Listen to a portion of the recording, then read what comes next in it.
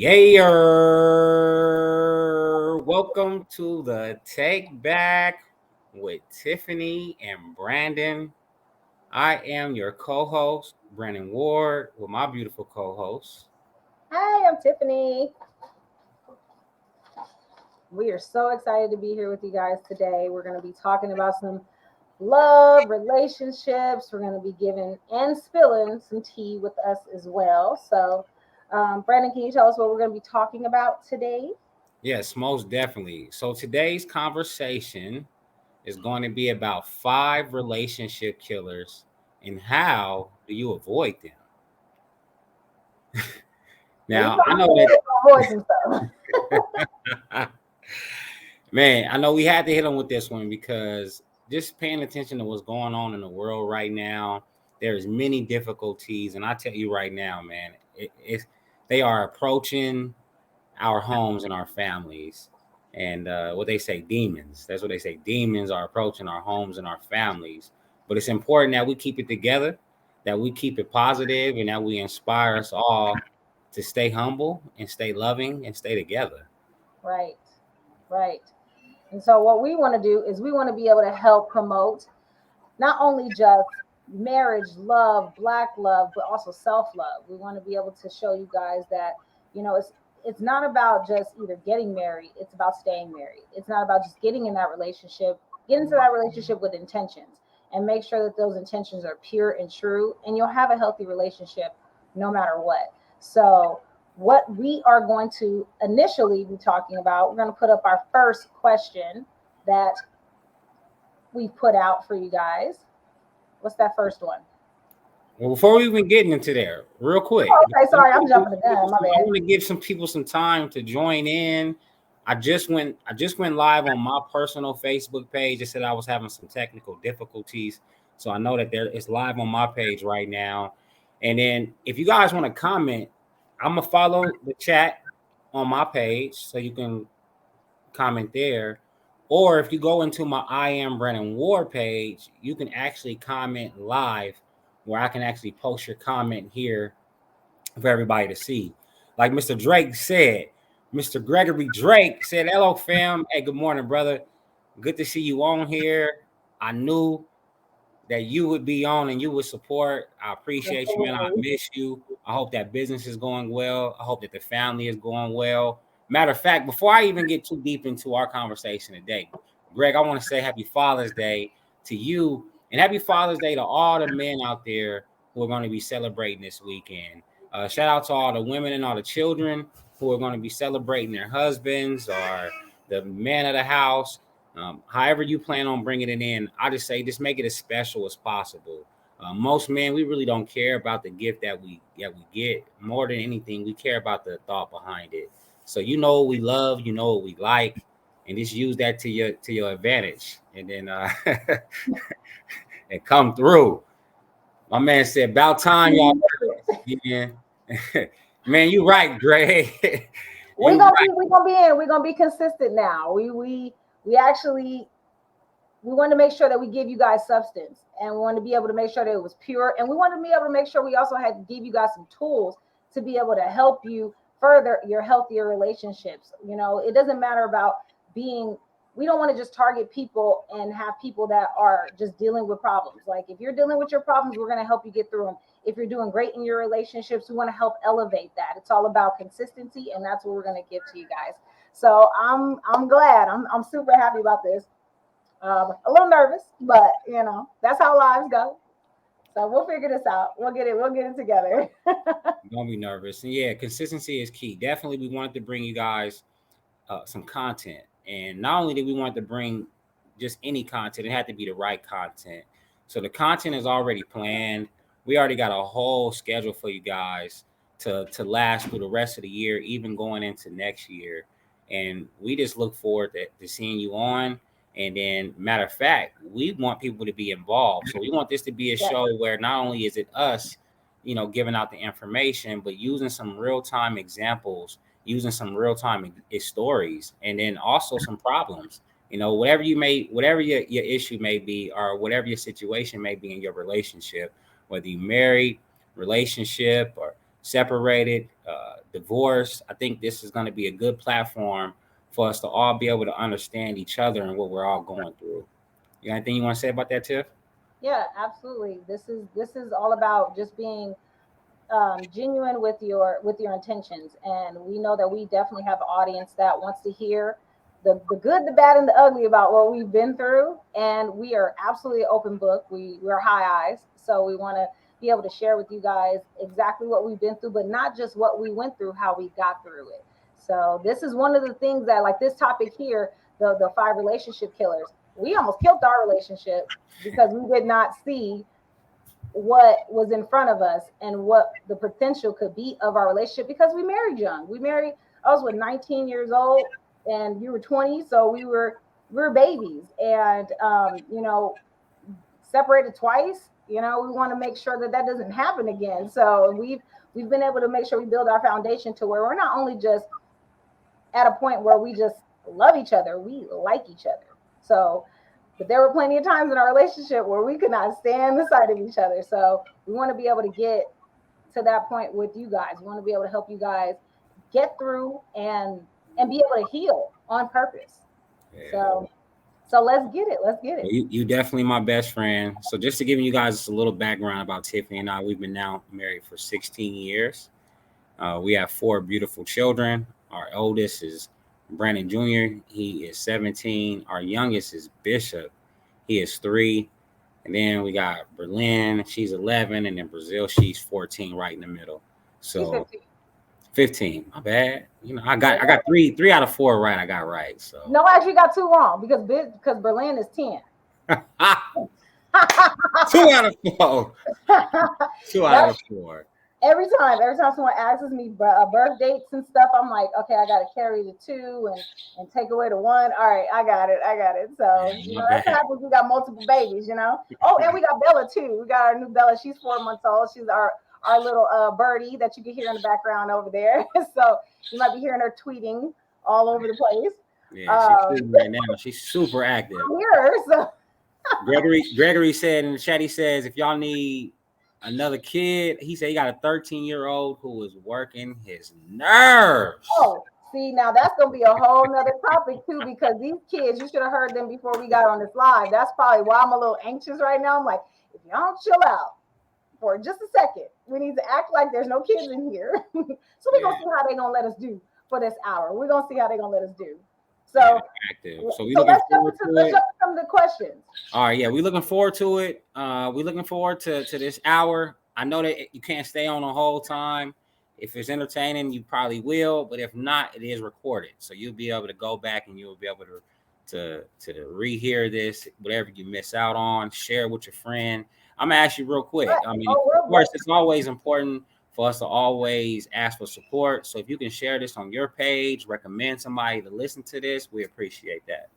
Yes. And then also, in the chat, give us some thumbs up, give us some hearts. That just gives us inspiration and motivation to continue to go, and it just enlightens our spirits. So you ready to go into it, Tiff? And just one more thing, if you guys do stay to the end, we do have a great offer. We have a new ebook that is coming out, and we would love to be able to have you guys be able to support that as well. It's free, so can't do nothing better with free, right? So we'll be giving that information out at the end of this this session. So we have someone else wrote us as well. They on our head. They on our head. What they say? What they say? Thank you. Yes, it is about time, and we are here, and we're gonna jump into this. So the 5 relationship killers and how to avoid them. What's the first relationship killer that we feel is? So the first one, and these are not in order, but the first one is Tiffany, hit the button. Hit the button, Tiff. Hit the button, Tiff. Hit the button. Nah, yeah. Anyway, first one is. Oh, the first one is controlling behavior. Controlling behavior. Now, before I even get into the details of that, have we ever had an issue with this? Controlling behavior? Controlling behavior. No. I say, when you set boundaries, like she ain't going for that, he ain't going for that. The difference is I know that I have a good way of being persuasive rather than controlling. But there's people out there that wants to do that direct. So that's why I thought it was a good way to be able to bring this into. That is a relationship killer because a person can be able to hold huge resentment for you telling them what to do, how to dress, how to eat, who to hang out with, who your friends are going to be. Don't nobody want you to tell them how to control their life. You're supposed to be able to enhance me. You're supposed to be able to help me grow. And you telling me what to do and not letting me be my authentic self, that's gonna dim my light. So I have never seen a problem with that in our relationship. No. Yeah, not in our relationship at all. I've always been very cognizant and intentional about not trying to control you. I've always wanted you just to be free. I've just always been that way. I feel like people are better that way when you allow them to be free. Another thing is I've always told myself that I would always be supportive. So that if there was anything that I disagreed with, or there was anything that I didn't like, I would talk to you about it, but I would support you through as well. And I support you That through was it as the well. show. Yeah, Bella, you gonna make sure. But another thing is, I never want our children to ever see that. I never wanted them to ever to witness me trying to control you or dictate what I wanted you to do. More than anything, I think that communication was what really worked for you and I, because you knew what I liked and I knew what you liked. I knew what you didn't like and you knew what I didn't like. And because we love one another and we really like each other, we made sure that we did what each other liked, and we tried to, stay away from the things that we didn't. Well, how about in the beginning though? Well, let's talk about like in the beginning of our relationship, not necessarily about the controlling, but about, like you said, like us being able to like each other and enjoy each other. What was the driving force that had you decide to be that I was the one? What it was for me was it was a process of elimination. Oh, well, we being honest. Hey, it is what it is. No, to be honest with you, yeah, and that's what it came down to. I mean, I had options at the time when we first met each other, and it was your personality, it was the situation you were in. Like, you were young, just like I was young. We had some history where we went to school with each other, but we didn't get a chance to date or anything like that. So, you know, after we had met, it was always, I wonder if we had stayed in the same city. I wonder what if we would have dated. I wonder if we would have had a relationship. So having those things, and then just our chemistry, and the fact that you love to have fun, the fact that you love your family, and you can Whoa, she the is fact going. that you love your We gotta family. try to ignore her. We gotta try to ignore her. Yeah, she good. I'm gonna take her cover off. But the fact that you love your family as well, it was just that we came from a similar situation, and Very similar, just that yeah. alone, truly, it just made me want to get to know you more, and then it made me want to spend the rest of my life with you. Good. Well, thank you for that. And the reason why So I asked that is because there was a lot of people in the beginning of me and Brandon's relationship that made it seem like that it was it was a controlling thing or so because I gave myself permission to be able to ask when it came to certain things in my marriage. Let's say you want to borrow some money. I gotta talk to my husband. Oh, why you? Oh, before you could just let me borrow some money, or before you could just hand it to me. But now all of a sudden you got to talk to your husband. And it was never him. It was me that wanted to say, I want to give him that respect to say, hey, let's sit down and talk about our finances. Let's talk together. Hey, this person wants to borrow $100 or something like that. Do you think that that's in our budget right now for us to do? Now, if the answer was no, then I'm going to tell him no. But because of that, it makes it where a person has a different narrative of your relationship. So that in their minds, it may be, oh yeah, that person is controlling or whatnot. And it wasn't never necessarily the case. So what I would say when it comes to controlling behaviors. You want to be able to pay attention to those cues, those verbal cues, and those nonverbal cues. How a person reacts to when you say you're going to go out and do something. Now, we ain't saying, we understand when a person has a healthy reasoning of why they feel like something isn't right for you. Let's say if you're married, I don't necessarily feel like going to the club every weekend is ideal. Like, what are you going for? Like, especially if you're going without your spouse and you're going hanging out with your single friends, it really isn't a good, I guess, necessarily a good look for when you're married. So you hold yourself to a different accord when you're married versus when you're single.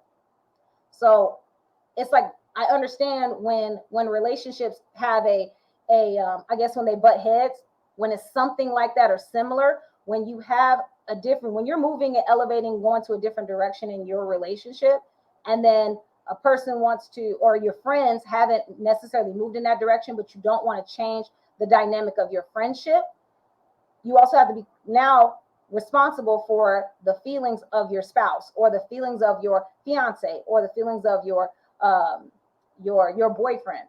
Me personally, I don't feel that a boyfriend deserves the same rights as a husband. So I feel like, girl, go do your thing. Guys, go do your thing.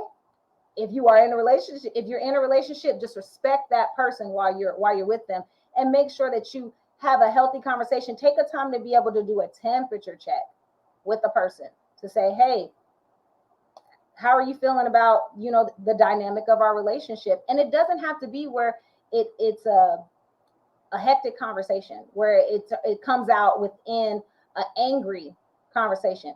If you talk about what you're going through or how you're feeling about a certain situation or how a person is moving, if you talk to them in a healthy way, you'll be able to get a better reaction.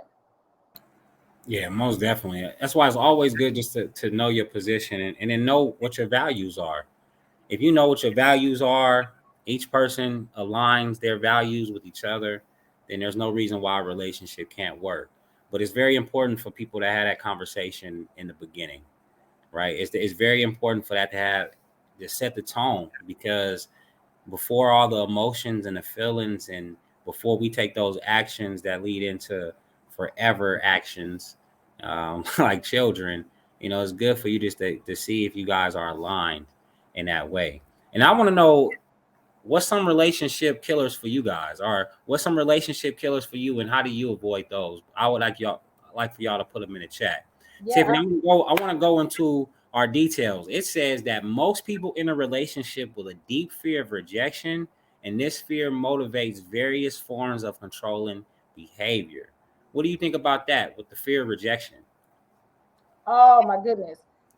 That actually, I've dealt with that in a relationship before, where it's more so feeling like if you step outside and it's like as if you step outside, somebody's gonna take you away from me. Mm-hmm. You can't take in another relationship problem that you dealt with someone else into your new relationship. That's all something that you have to heal. Excuse me. You have to heal prior to getting a relationship, and that's one thing that especially millennials and people our age, they have an issue of jumping right back into another relationship, and they're not healing from the trauma or the issues that they had in a past relationship. So usually when you're starting off a relationship, you're of course in the honeymoon phase, but when you get to that point to where you do something that triggers them, and if something triggers them that was brought up from a previous relationship, now you have to pay for that person's issues when that wasn't even necessarily the case.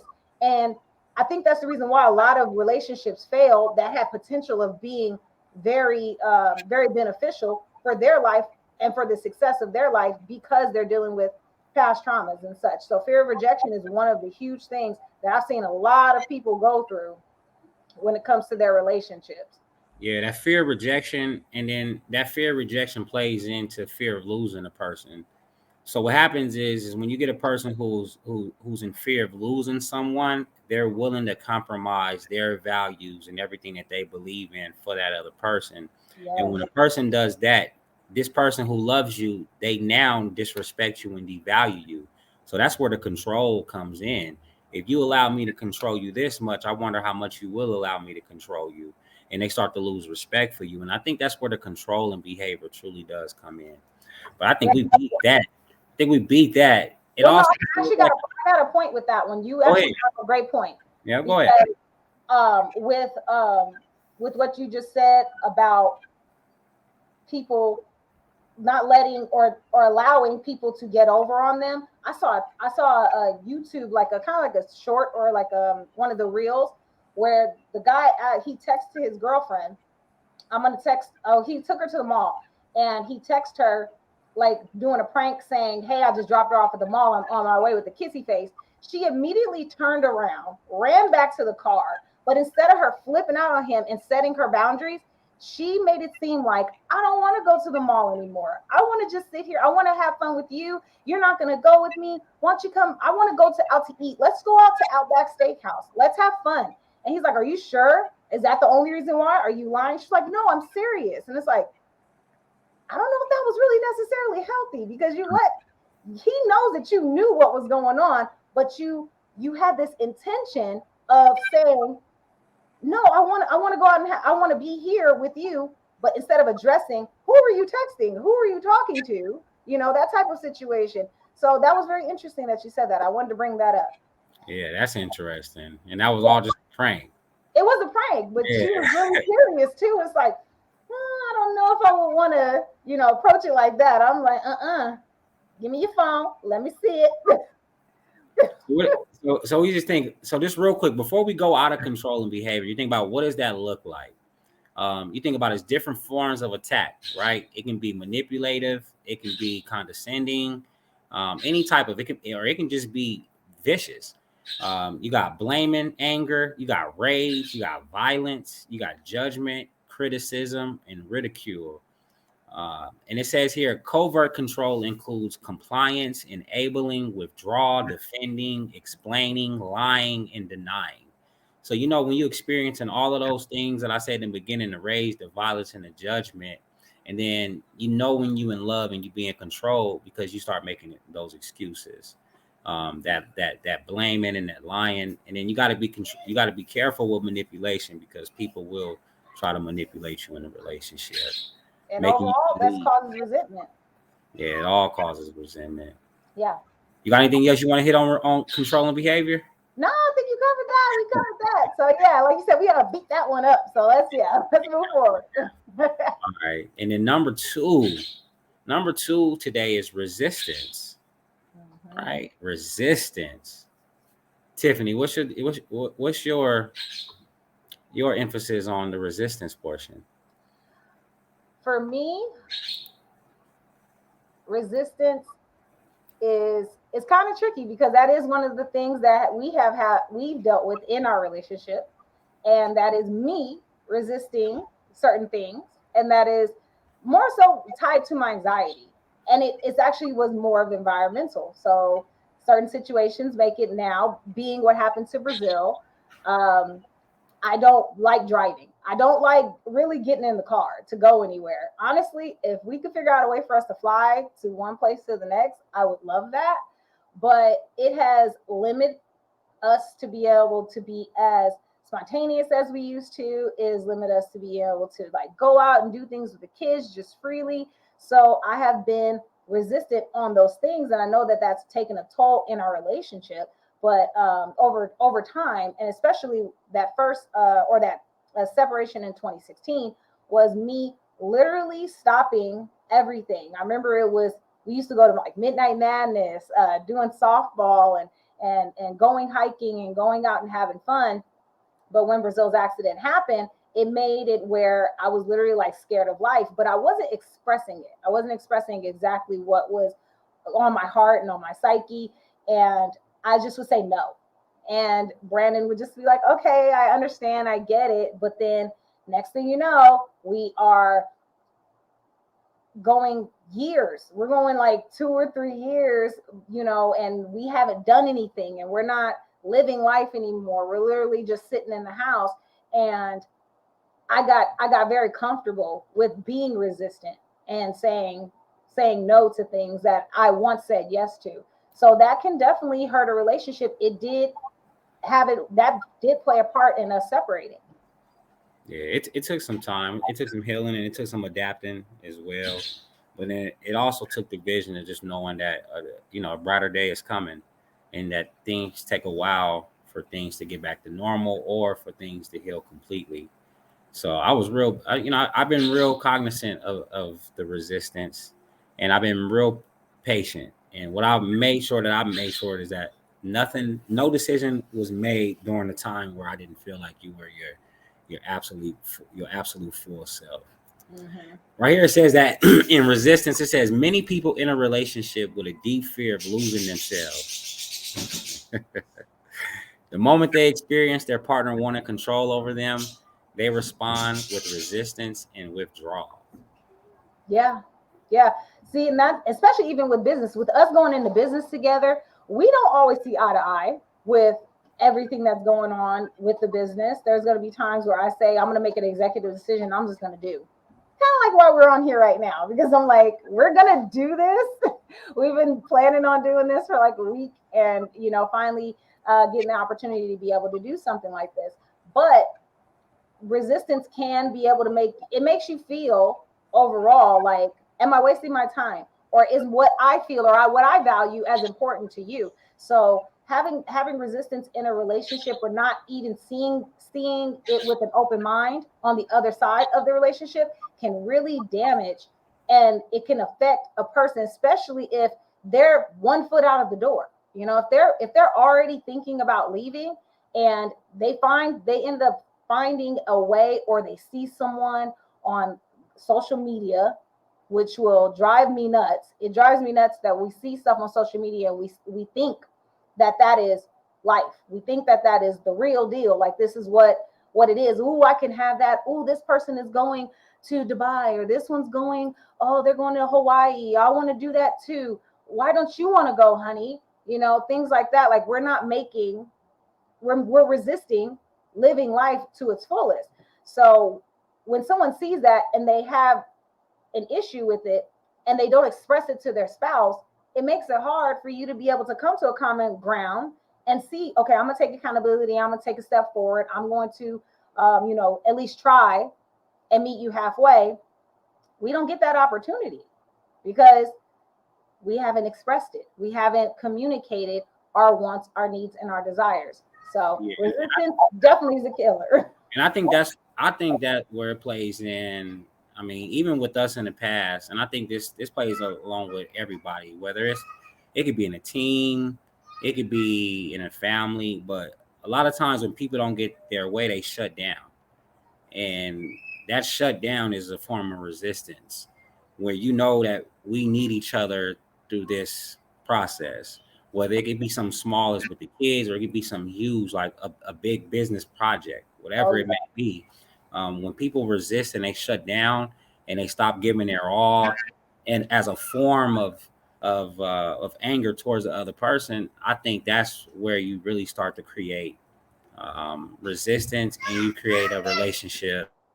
well, yeah. See, and that's the thing. I actually, that's one of the things that I've done. Hold on 1 second, Brandon, jump back on.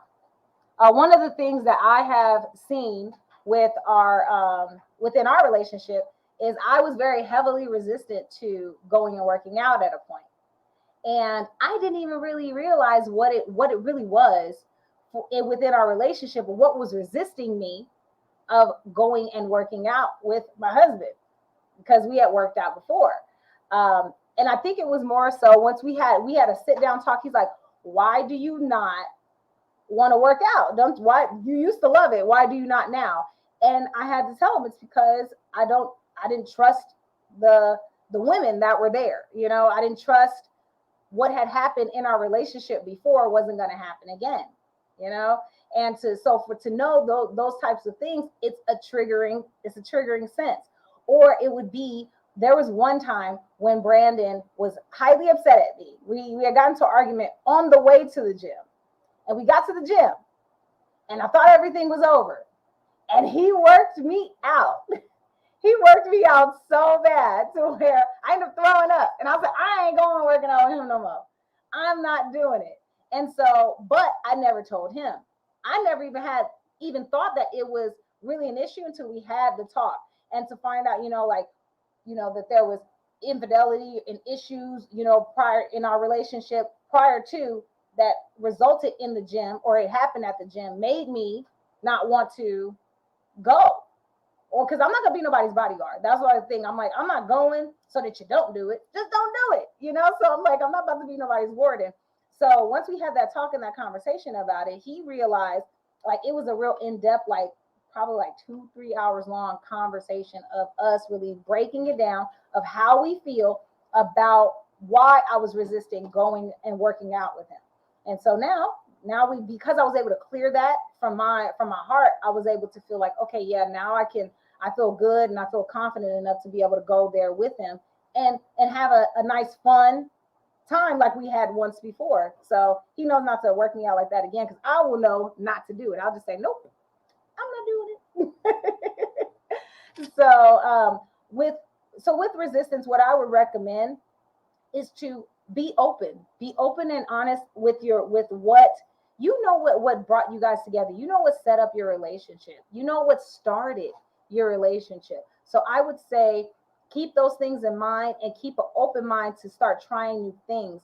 And because especially with COVID and how it just literally like stopped us and packed us all in together, I say start living life as full as possible. And I'm not talking about just resistance of getting up and going out. There's resistance from not being open in the bedroom. There's things about not being, resistance of I don't want to do. I have certain religious beliefs, and I want you to be able to consider these. If you're in that relationship and you want to consider those, consider them. Don't have an open mind about those things.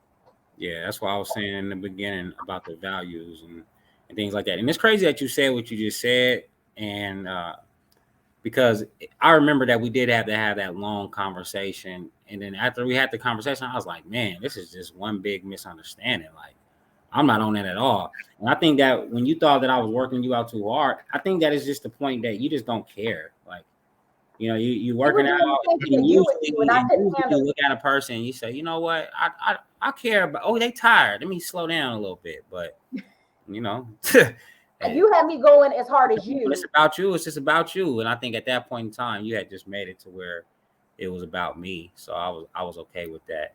It says here that when one partner is controlling and the other is resistant, which is really an attempt to have control over not being controlled, the relationships become immobilized. And that's exactly what you said. You become resistant just so you're not being controlled. And now the relationship becomes immobilized because no one is making progress.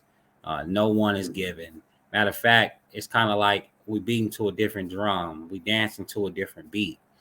And that what makes you hate people eventually, or it makes you have resentment, and then it makes relationships fall apart. So it's very important that if people do feel that way, they got to check themselves immediately.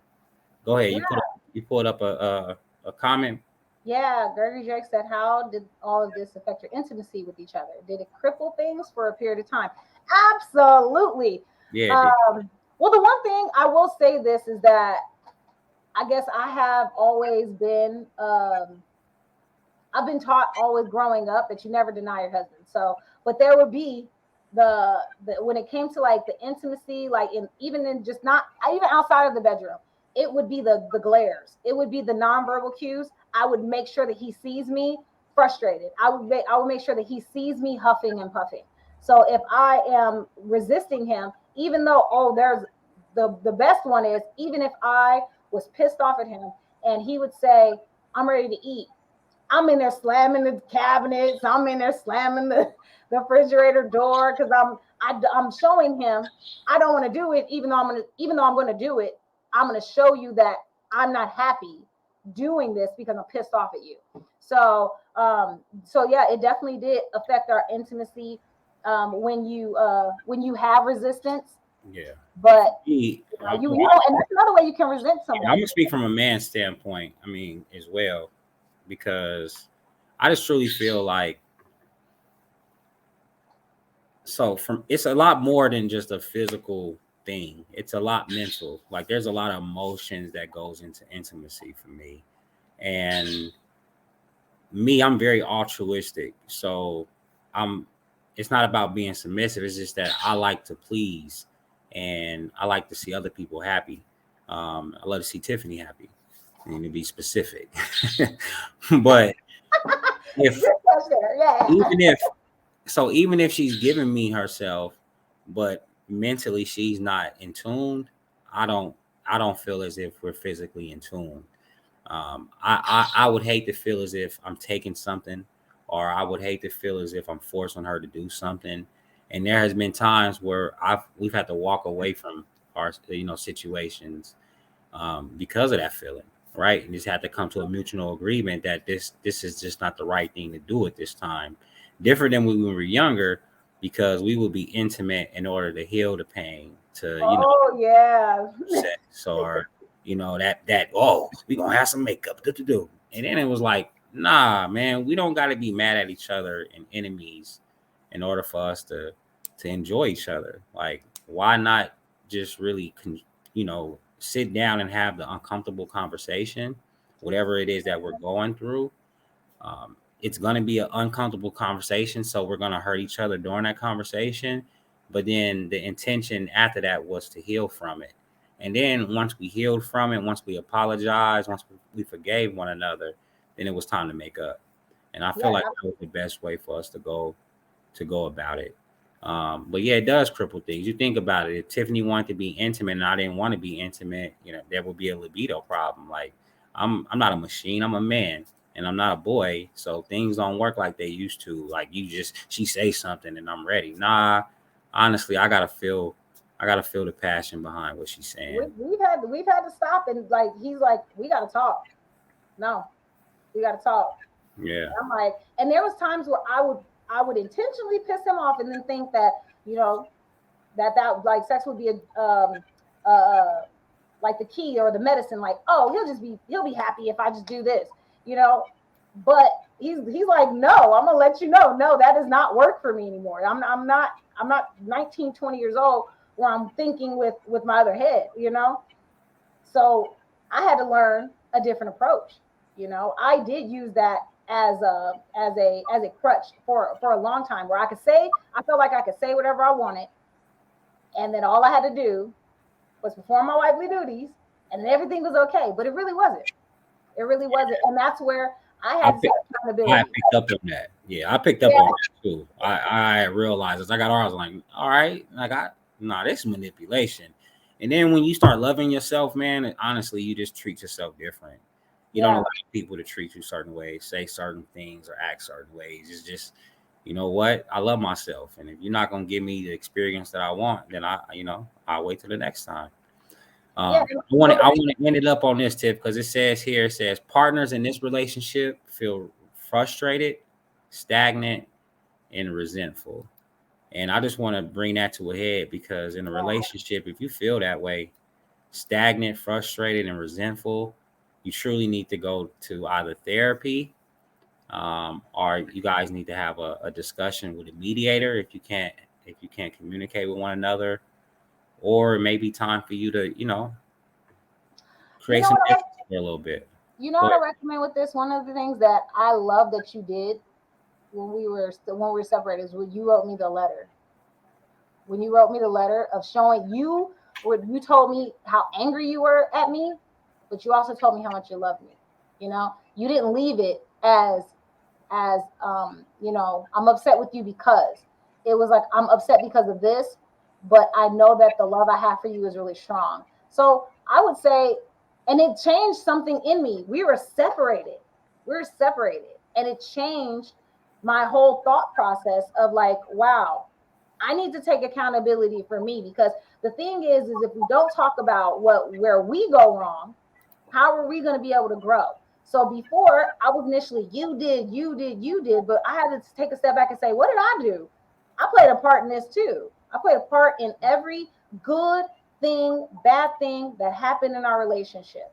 Okay. So that's the one thing that people have to start doing, and that they're not doing, is taking accountability for themselves. You don't have to take accountability for what the next person do. I can't control what you do, but I can control how I react. I can control my behaviors, and I can adjust and adapt and treat you the way that you want to be treated. And the way I treat you, the way you want to be treated, is I'm learning you and your behaviors. And I'm going to understand if you normally typically a laid back, chill guy, but then you're all of a sudden, more assertive and more, Aggressive. aggressive with your voice, there's something wrong. So Right. instead of egging that on, I need to take accountability and take a step back and say, hey, what am I doing to either benefit this situation or make it worse? Yeah. How am I helping this relation? How am I helping this situation? And usually most relationships have it because of one huge argument that started off small and turned into a huge thing that broke in the demise of the whole relationship or the dynamic of that relationship. And it's not really fair to our people. It's not really fair to us. And especially when we're dealing with something. And yes, we dealt with a tragedy. We dealt with a very tragic situation, but a tragedy does not be defined by how high or low it is. A tragedy is a tragedy. Okay. So you could be having financial tragedies that you're not discussing. You could be having insecurities that you're not discussing. And those things all play a factor into how you are taking accountability within your relationship. Yeah. If you're gonna point the blame at everyone, then that's where it's not going to work. It's not going to help the situation. So I recommend people taking a step back and analyzing self too. Don't just point the finger, point it back at you as well. Yeah, I think it's very important at that time for people to do an assessment, and we'll talk more about that later Yeah. as well. So I like what you said, Tiffany. Especially when it comes to resistance, I just think that it's something that we all must be cognizant of. And if you are having resistance in your relationship, it's a detriment. Like you're not building, you're not nurturing the relationship. The relationship is dead, and until you intentionally change that mindset, it's going to continue to die. So Yeah. we can go number three. Number Yeah. three is neediness. And before I go into neediness, let me just read this real quick. It says many people enter a relationship believing that it is their partner's job to fulfill their emptiness, take away their loneliness, and make them feel good about themselves. Ooh, What do you think about that part? I came into our relationship like that. Mm. Say it for the people in the back. What you say? I came into the relationship like that because Wow. I was completely broken. I knew that, I just got out of a relationship, and I knew that I didn't want to be in that. But when I met you, you automatically made me feel protected. You made me feel safe and you made me feel valued. And those are all the things throughout my childhood that I was lacking. I was fighting so much for it. And then I finally got someone that was actually genuinely showing it to me. I did get to a point where it was like, oh, you were like a drug to me at the beginning. It was like I needed everything about you. So, and I expected you to be. It was funny. I remember when I would go to work, I knew how to drive, and this was before Brazil's accident. Brazil didn't even exist at this point. I remember I liked him to drop me off to work, and I liked for him to pick me up from work because I loved the fact that I needed him, and he was okay with me needing him. I want you to go, even if it was something as simple as go get me something to eat. Like let's go get something to eat. Let's spend some time together. I was looking at it as time, but not really knowing that it was a full-on need. Like once me and Brandon got together, we were inseparable for years. For years, we were inseparable, and it became that where if we weren't together, it was like something didn't feel right. Okay, now you think that for a girl, it's like you get that butterflies or whatever, but that neediness over time can turn into something that makes a person resent you. It's like, okay, now what are you doing for me? Because Yeah, you hear me say, it turns into dependency. yes, it turns into a dependency. It turns into something that I can't do because of. I can't do because of, and then next thing you know, you're losing yourself, especially if you are expecting someone else to make you happy. You have to try to find happiness within yourself first. And I actually didn't find that out until my 30s. So it took me some time. So, but once I did it, it was so fulfilling. Like Once I realized my spiritual, guidance, once I figured out what made me happy, how meditation makes me feel so genuinely pure afterwards, how healing stones help me with overcome things that I feel like I can't overcome myself. But I had to go on that path for myself, and I didn't expect my husband to go through that path with me. But it took me into my 30s to realize that I was not happy with myself. It wasn't that I wasn't happy in my relationship. I wasn't happy with myself. Yeah, I love that you said that, and thank you for being transparent because I didn't even know if you were going to Accountability, say honey. I'm accountability queen. You know what that. I'm Yeah, saying? I'll take it. yeah, because and when I think back to our relationship, that was like Hi, I love you. that was like that was like one of the things that I was really big on was it was like just being there for you. Like I knew what you were going through. I knew what you had went through. I listened to everything you had told me, and it was like, all right, I will never make her feel that way. Like I will always. And then it was like, I wanted to be so helpful to you that if for any reason, like you said, if you were to ever be away from me, that you missed me, and I felt like if you missed me, then you love me. And I just always was intentional about giving you everything that you wanted and everything that you needed and showing you how much I loved you. But like you said, it did start to bring on a dependency, and as it started to bring on a dependency, it was like I had to remove certain things that I was doing. It was like I had to step back from certain things, and as I started stepping back, you would get upset, you would Oh yeah. angry. It was like, whoa, hold on, like what Yeah. happened to this? It's like the water was cold, now it's hot. Like, what are you doing? And I'm like, I'm tired. Like, I need Yeah. you to step up. Like, you could do it now. You could walk now. Like, you could feed yourself now, Bishop. You know what I'm saying? That's how I was. Right. Hey, man, you got it. Like, you definitely got it. And then I don't know. It's that anger that you would get when I would do it. And I'd be like, all right, well, So angry. is this I a would literally be fight? like, "You Is don't this a love fight me." that I'm gonna fight? It because deep down inside, once I realized that you were angry about it, I was like, okay, she's angry about me putting myself first. So she's angry at herself. That's something that she got to fight within because I have to fight for me, and fighting for me was just removing some of those some of those things that I was doing because they were making me too tired. But yeah, man, Yeah. that was good. Yeah. And that honestly, I'm actually glad that you did it. I wish you would have did it a different way. I wish you would have told me, but I'm glad that you did it because it gave me my independence back. That I didn't even that I just gave away. It wasn't something that you took. It was something that I just gave away and didn't realize that I was very dependent on you for a lot of things. I felt like at a point, you know, if I'm bearing the kids and I'm taking care of everything over here, he could at least do this. But it's not like that. That's not fair. That's not fair to you. That's not fair to me. That's not fair to the kids. For them to also see that, because guess what I did? It ended up trickling down to one of our children where they feel needy. They feel like I need to have this. And I'm like, no, you don't. No, you don't need to have that. You saw something that wasn't healthy in our relationship, and now it's time to rectify it. So that's Yeah. all. It's all within time.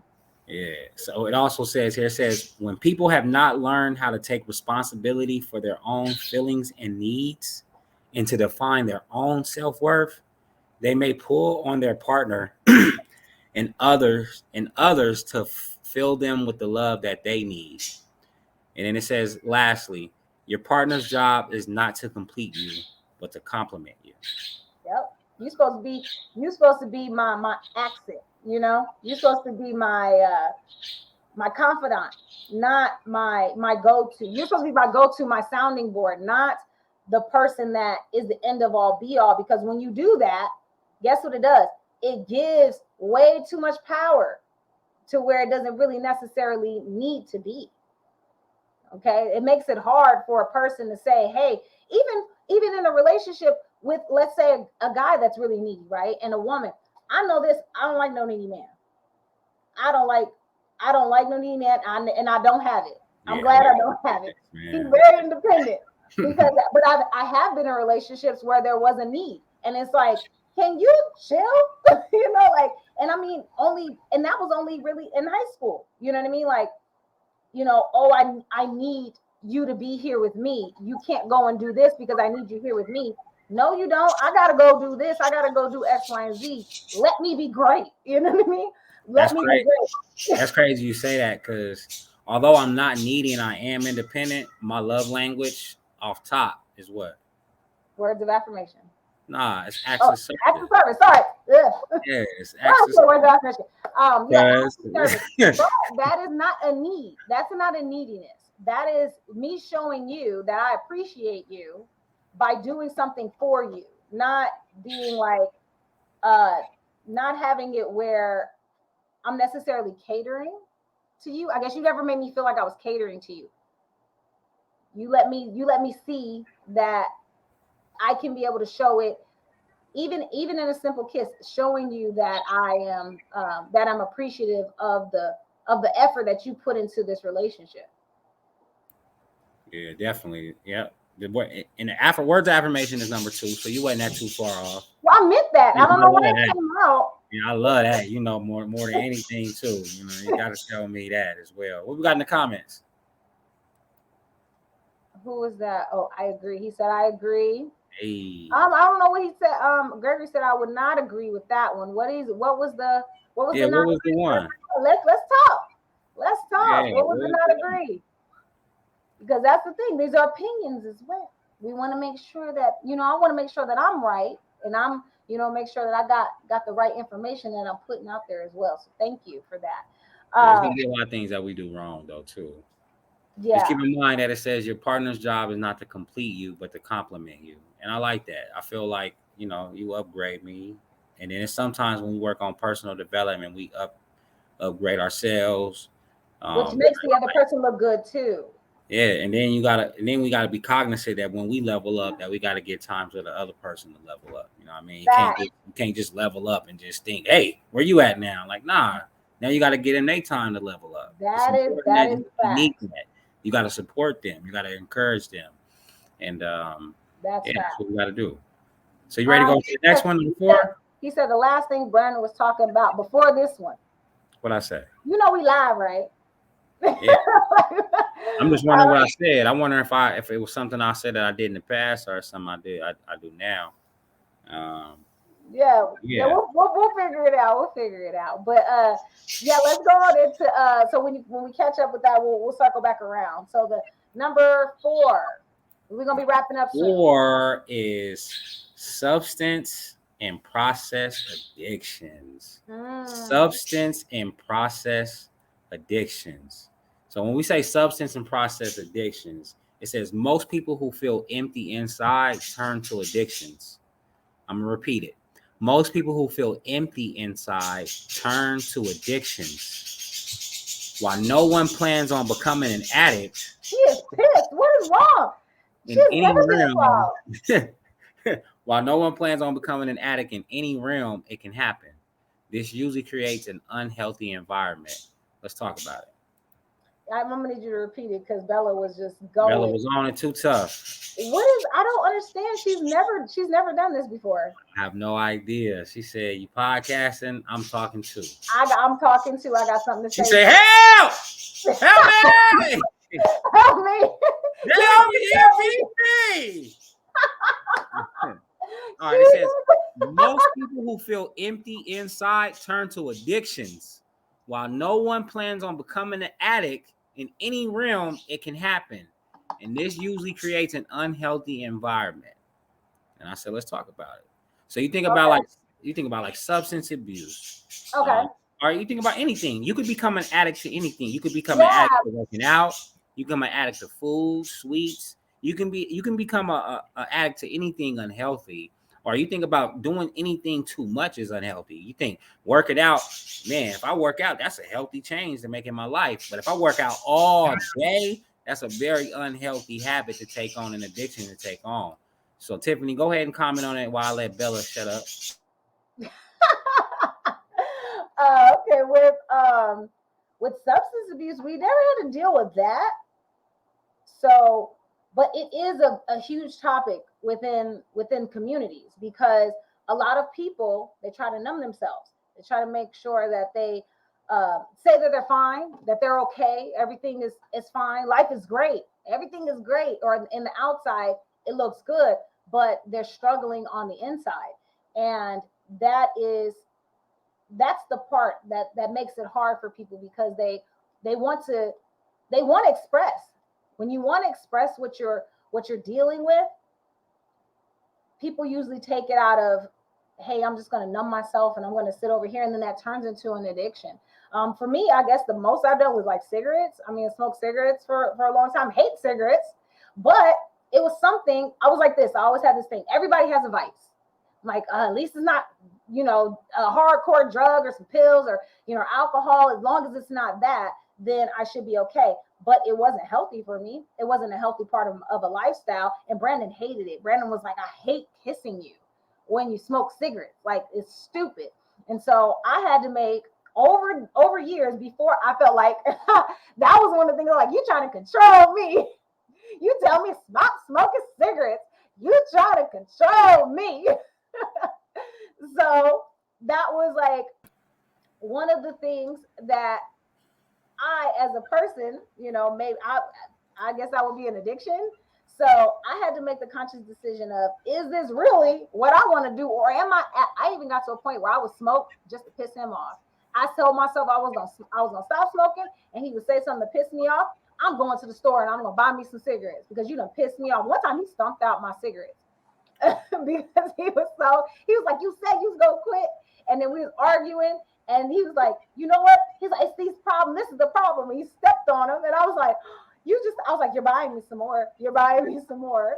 Like, those are things that are unnecessary conversations, unnecessary arguments that causes risk in a relationship. The first time me and Brandon separated, it was not because of anybody, like, you cheated or anything like that. We just really did not like each other at that point. And that's because one of the things we were fighting about was cigarettes, because I had just had Brazil and I went right back to smoking. And he was like, why would you stop for 9 months? Why would you go back to smoking? And I didn't have an answer. All I did was cuss him out and said, you mind your business. I'm really big. Let me do me. I'm really big on just core values and goals, and people doing what they say. And if you say you're gonna do something, you act accordingly. Especially when, if it's you by yourself, do you. But if it's not you, then you have to think about the other people that are around you. And I feel like when people have that mindset of, I'm grown, I can do whatever I want to do, I just think it's just the worst way to think and behave. Like, yeah, I get it. You grown and you can do what you want, but it's the wrong thing. So won't we do the right thing? Why do we got to set ourselves back? Like, why do we have to continue to do the same thing over and over again? And then I'm big on this. Like, growing up, I've seen this all my life, where people say, do as I say and not as I do. And then the things that they do and they don't, that they shouldn't have been doing, it's the thing that's holding them back in life. It's the thing that's keeping the family from progressing. It's a thing that's keeping everything at the house unhealthy and unhappy. But it's like, I'm grown and I can do what I want. Like, yeah, you grown and you can do what you want. But in the same sense, you need to do what's best for the family. You need to do what's best for the people who are dependent on you. Even if it's somebody looking up to you, right? I always say, if you look up to somebody, always tell them, because when you're looking at them, they usually act the best that they've ever acted possible. But there are some reckless people who just don't care.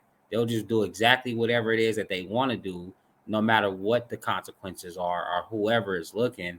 And then they don't even realize how far they setting back. And not just a setback for themselves, but now it's a setback in the relationship.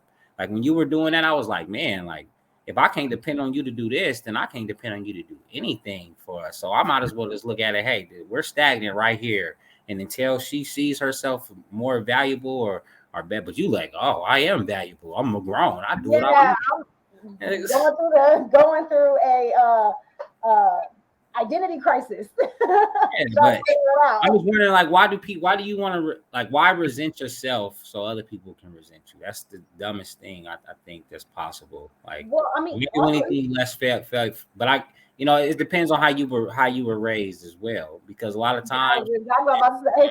people come rebellious and like, I'm gonna rebel against my mom, so I'm gonna rebel against the person that I love. And no, like I'm not that. Like I'm not your mom. Like I'm not your dad. I'm your husband, and we're in this together.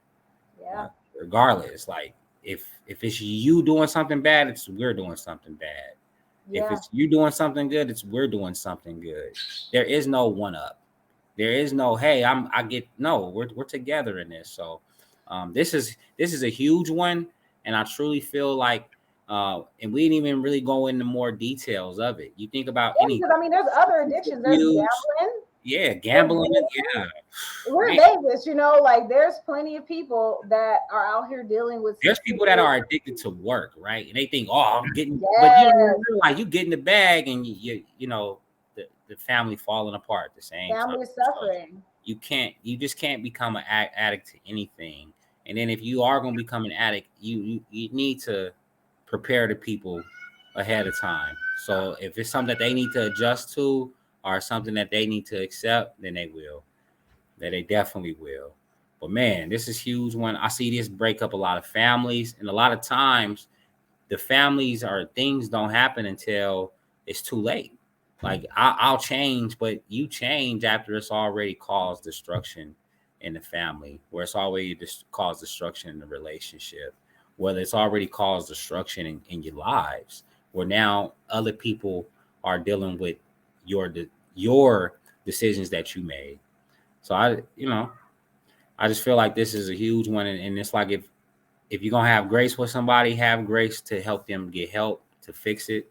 But you can't continue to sacrifice everything for just one person who doesn't find a value in life.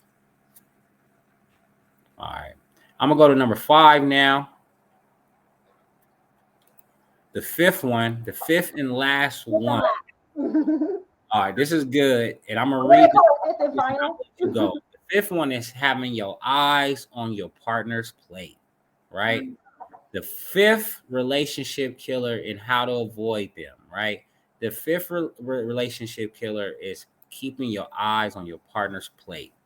Many people are acutely aware of what their partner is doing that cause that and this causes relationship problems, but completely unaware of what they are doing. You cannot change anyone. It is not your job to fix your partner. You can only change yourself. What do you think about that, Tiff? Want to talk about it? That is facts. That is facts. They aware of everything that they doing, but not aware of nothing that they doing. Right.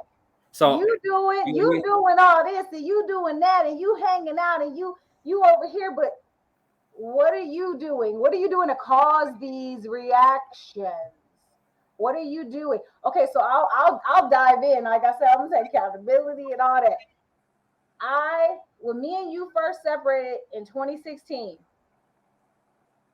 I got so upset with you when it was about me developing and I was publishing the book. We had tried testimony out, all that good stuff. Then I found out that there was infidelity and I completely tried to shut down. Like I shut down because I felt like it was you were worried about me because you were trying to make sure that I wasn't out here doing the stuff that you had did. You know what I mean? And it was like, I'm not worried about none of that. I wasn't even thinking twice about being with somebody else, you know. So and that caused a lot of resentment. That's why I decided to end it. I was like, because you were so worried about me uh not cheating or doing something wrong because you had already done your dirt. So it's just like, I'm just gonna step away because that has nothing to do. I would never go and be with you and then be with somebody else in the same day or whatever the case is. Like I would not be able to be with somebody else and then come home to you. You know, so that's where this right here is completely unaware of what the other person is doing. And I was never the one to be like, I'm gonna look through his phone, I'm gonna search his emails, I'm gonna do this information was sent to me, you know what I mean? And I'm big on I'm not in the means of keeping nobody that don't want to be kept. So if you paying attention to my plate and I'm not paying attention to yours, if you're not gonna trust me like I trust you, then why are we even in this relationship? So that's where that conversation decided to come in, and it almost killed our relationship. Yeah, that makes sense what you were saying. I think that you also got to look at it from a perspective of I'm not watching my partners play, but maybe my partner need me to watch they play right now because they going through some type of trauma, some type of depression, and I shouldn't just lead them to themselves like that. Like I shouldn't just let them fight this battle on their own when I'm in this relationship. So I get what you're saying, and it makes sense. But I think that I think you got to have a even balance.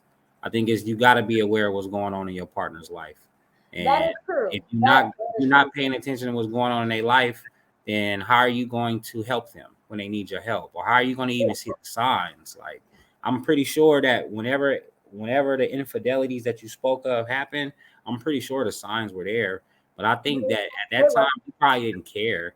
I think you probably just was like ignoring the whole fact. And the fact that you didn't care and the fact that you was ignoring me at that time, I'm pretty sure it has opened up the door to continue to do whatever I was doing. Well, that's the thing. That's where the So, and that's miscommunication. why, and that's why I think it's good. Like when you said, it's important for you to communicate, and it's important for you to know and understand because you do need to have an understanding. And then it's not about what you think and about what you feel and about how you are going through what you're going through. There's gonna be a certain time where you're gonna feel great and your partner gonna feel like shit, and you got to be like, hey, we feel like shit today. Why? Should I be cheering you up, or should I be trying to make you feel better, or should I meet you at depression and shit? Like, where should we be at shit, or should we be at feeling better? Like, how do we do this? And then Yeah, it's like, all right? I felt like shit yesterday, but I'm gonna do everything I can so I don't gotta feel like shit tomorrow. And then you like, I feel like shit today, and because I had a shitty day yesterday, I'm gonna have a shittier day tomorrow. So it's kind of like when you not aligned, it's like what do you want? that What do really you want sounds him to say? like What do you want her to say? It's like you want me to be depressed like you. You want me to. You just want. I'm you hot. I'm hot. You cold. I'm cold. It's like being in a car, right? It's hot in the car, and somebody turn on the heater. It's like, hey, don't you realize it's hot? Shouldn't you turn on the air condition? Nah, but you only think about yourself. Nah, I want you figure out a way to compromise. Want you let the windows down, right? Now, we got a little bit of hot and a little bit of coolness. But nah, I think in our relationship during the time of you're having your eyes on your partner's plate, you just got to be aware of what's going on. It's a lot of unhappy people in that's the where I world. went wrong. It's a That's lot of unhappy people in this world. It's a lot of thirsty people in this world. It's a very lot of people that don't want to see you happy. You said something. You said that I was publishing books and I was doing all this and all this and all this. And I'm telling you, the person who contacted you, they could have contacted you a year earlier to tell you what had happened. exactly. You're gonna say They certain called you. things. They You're contacted right. you a year later when you was at the top of your peak, while you was shining, while you was out there. Oh, they was like, you know what?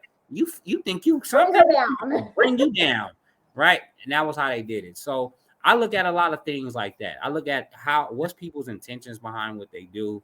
Why are they doing this? Why did that person even decide? A lot of people they'll play the game and they'll do something now and then hold you to that for the rest of your life, and then Right. they'll manipulate you with that information for the rest of your life. That's why it's important for you to take back your power in whatever you do. So be Yeah. aware of your plate, be aware of what's going on your partner's plate. And then whenever you got too much, you gotta put something on your partner's plate where they may be they may not have enough, right? Oh, You might have to give up your last bite, or you might have to give up what you really want in order for them to be happy. But I think that's where the relationship compromise and that's where relationships thrive. yeah. And I mean, honestly, like that's where I did go wrong. Was that it wasn't during that time? I was so focused on just honestly not giving up. That I was not your wife. I wasn't even BJ and Berlin's mother. I was Brazil's mother and caretaker. That was the only thing because but I didn't express that. I didn't tell anybody. I just did it. And so it may have looked like I wasn't, like I just didn't care. You know what I mean? So I could see that's the reason why we were able to have our talks and have our conversations for us to be able to get back together and such, because I didn't see how much you were dying inside. You literally had to breathe life back into your child, and no one, or not really no one, yeah, well, no one was giving you that accolade. Like, everybody was worried about Tiffany. Everybody was like, how's Tiffany? Is she okay? Is the family okay? Oh, Brandon, you're so strong. Yeah, man. Good to see you. You know what I mean? Black Nobody man. was there for you, including me. So that's why I'm taking accountability for that. So that's why we sitting here today, because if Tiffany wanted to play victim and been like, everybody did me wrong, oh my God, everybody didn't know. No. Tiffany knows where she went wrong. I'm saying, talking in third person. I know where I went wrong. And I take accountability for that. And for that, that's why I knew that it was all a misunderstanding. It was all a misunderstanding of where we could have been and what we could have done. Now, if we'd have sat down and have the talks we have today, if we were able to sit back and have these powwow sessions where we literally just sit there and talk for hours, even on the phone, we didn't do that then. You would leave the house, and I wouldn't call you all day. Mm-hmm. I wouldn't call you to talk to you, check on you, see how you doing, if you was even alive. I didn't even know. So that's not, and that's not fair to you, because I wasn't even worried about myself. It's just hard situations when you're dealing with a tragedy and no one gets a handbook for this stuff. You just figure out how to cope with things, and I genuinely feel like things would have been different had we been in a different space. Because mind you, we were harboring a lot of unspoken resentment prior to Brazil's accident. So we weren't like unhappy, but we were on that verge of like, I don't know if this is gonna work. Yeah. And then that was when you start realizing, it's crazy, because when your trauma hits, that's when you really start figuring out how your home upbringing really was. Like, did they really teach me enough? Like, and I'm gonna tell you like that. That's how life is. Until life happens, things get hard. People do not understand how hard like life is, and then how much your childhood really makes a difference in your adulthood. And it's always when times get hard. Let me go to Drake real quick. Drake said, "Is there a point of no return with couples outside of adultery?" Yeah. Obviously, there is a point of return. We made it. Yeah, I say that the point of no return is just once you completely just lose all respect for that person. When you lose the love and the respect, if it's dead, it's dead. That's how I look at it. To get to that point, he's saying, where, like, is there a point? Like, is there something like there? That's it. That's it for me. I can't do it anymore. That's the point. When you can no longer love or like your partner, it's dead. That it's done. There's no return from that point. But that's a choice. How's that I don't think it's a choice. I'm like this. Well, it's like if it's something you're gonna heal from, then you're gonna heal from it. But the person consistently keeps doing it. That's where I say, well, we talk there's about a point of no return, because you're not listening, you're not seeing, you're not valuing, you're not, trying to make this work. You know what I mean? Yeah. Then that's a point of no return. That's what about like the resistance, the resistance stuff, the needy, the that stuff. Yeah. Because the resistance stuff, it leads to the neediness stuff or the substance abuse stuff, which leads to that bottom part, which leads that usually what happens is people start harboring those feelings. Like, say you dealt with adultery, but you didn't express the true pain that it caused you. Now you're just wanting to supplement, or a lot of people are so afraid of being alone that they'll accept what is being dealt to them, when it's actually a choice. People only do what you allow them to do. People, you got to set your boundaries. So if I haven't set my boundaries if I want to set my boundaries with Brandon and wouldn't have walked away, I can guarantee you it would. Well, I can't guarantee you, because he actually has a moral compass, but I do feel that there would have been points in times where it's like, oh, if I pissed you off, I know I could go do that again, because you ain't going nowhere. He said that when we separated. He was like, I genuinely thought you would never leave me. And I'm like, I genuinely thought I would never leave you too, but I set my boundaries with you. I told you what I didn't want, and you literally did it. So you did that. So I gotta eat it. I got to eat that. I got to eat that. And let's go. I don't want to leave, but I got to go right now. So that's what ended up happening, you know, and it hurt me because I did not want to walk away from my family, my life, my dogs, everything. And I literally left my house and said, here, you can have it all. I'll start over. But did I really want to? No. Yeah, when a relationship is dead, like everything you said, Right. everything you just said, it's when I mean, even when you decided that, you was just like, I'm done. I'm no longer going to nurture this relationship. Yeah. Right. Fix it. I'm not gonna fix it. And I'm gonna tell you, it was a time where, like, and I hear you keep saying, like, I was like, I did not. It was a time where I didn't want you to come back home. You know what I'm saying? I was like, I don't want you. Like, although I'm saying I miss you, I really don't want you to come back home. It's just like, I just miss how it used to be. Like, I miss having the kids here, coming home to that, having a woman at the house, having somebody to lay next to me and keep me warm. But once I had in my mind that it was just like, it's a dead relationship and we're not going anywhere, we're not fixing anything, I felt like it was over. Yeah. And then now, you know, because of that, and with those types of situations, I look at it like this: you can have a woman there, you could be in a whole relationship, go have fun, enjoy yourself, but that doesn't mean I have to be a part of it. You know what I mean? So, you know, I wanted to make sure that him wanting to be with me was intentional. I had to know that he wanted to be with me, not just because of the kids, not just because we built a family. Like, no, I need to know that you want to be with me, Tiffany. That's it.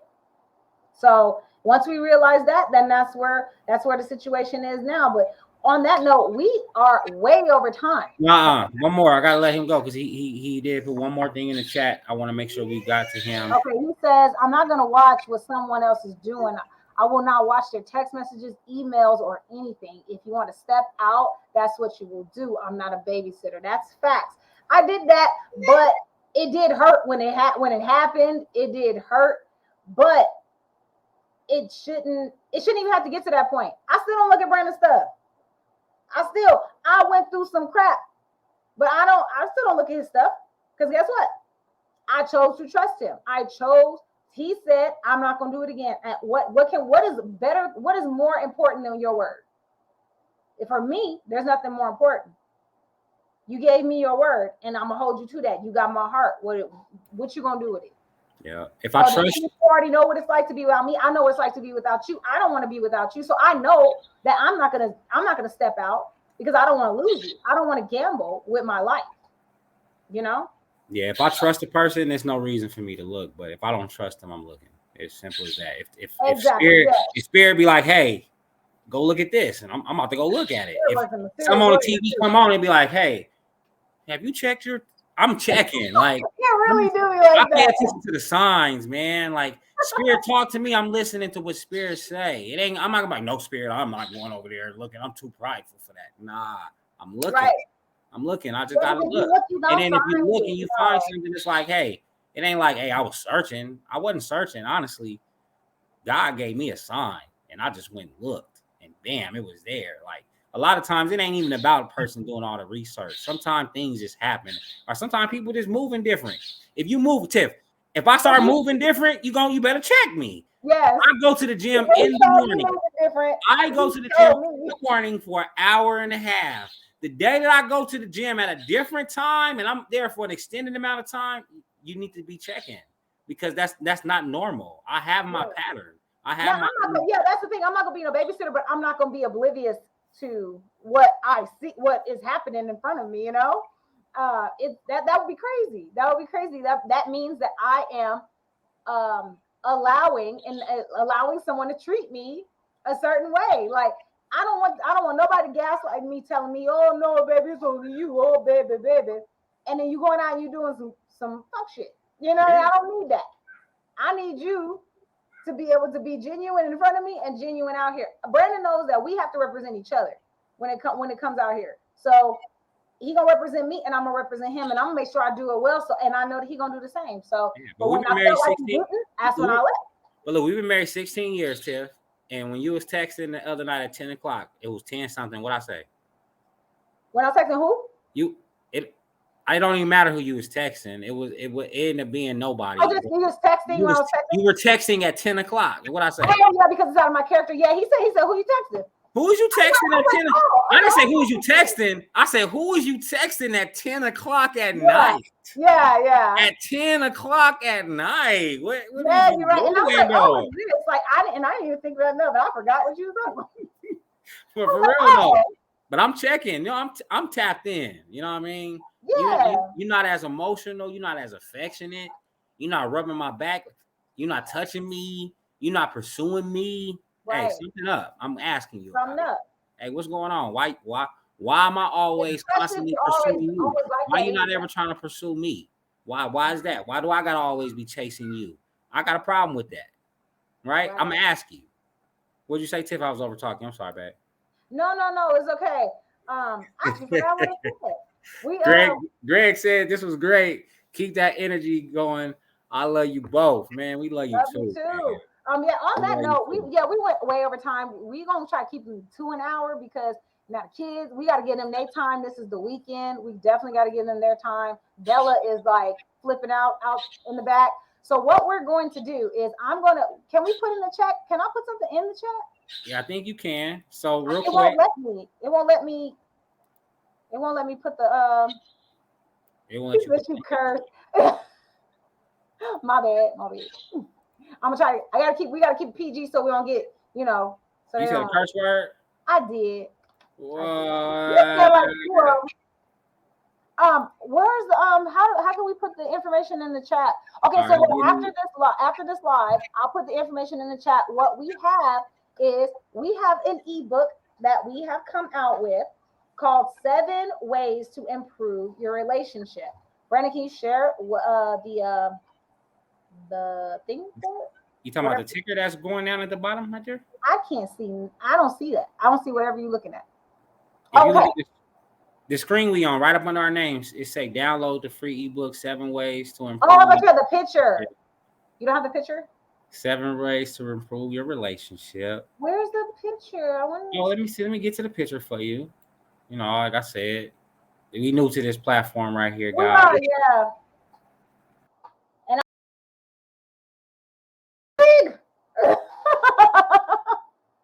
well, we will send. We'll put it in the chat for you guys. It is a free ebook. Please make sure to read it. It also has a free offer inside, or it has an offer inside as well for you guys. If you guys are interested in learning more about your partner and learning, especially for those who are thinking about getting married, just getting married, going through some type of separation or going through a divorce or such, and you want to be able to learn more about your relationships and learn more about yourself and how you behave in a relationship, feel free to be able to hit us up about this relationship assessment, okay? So we have those available, and I'm certified disc practitioner, Brandon certified disc and motivator practitioner, and we are definitely willing to be able to do some coaching sessions with you guys and all that good stuff. So feel free to hit us up in our inboxes, and we would love to get some things started with you guys. Yeah, another thing is be aware.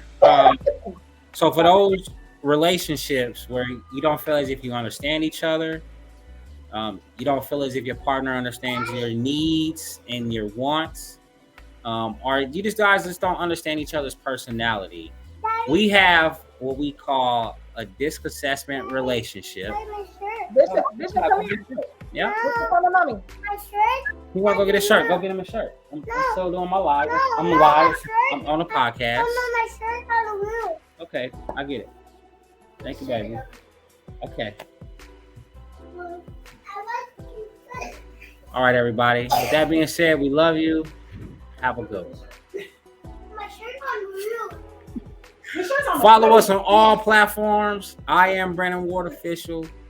It's me, Tiffany Official. Brandon Ward, Tiffany Ward. We would love for you to follow us. Thank you.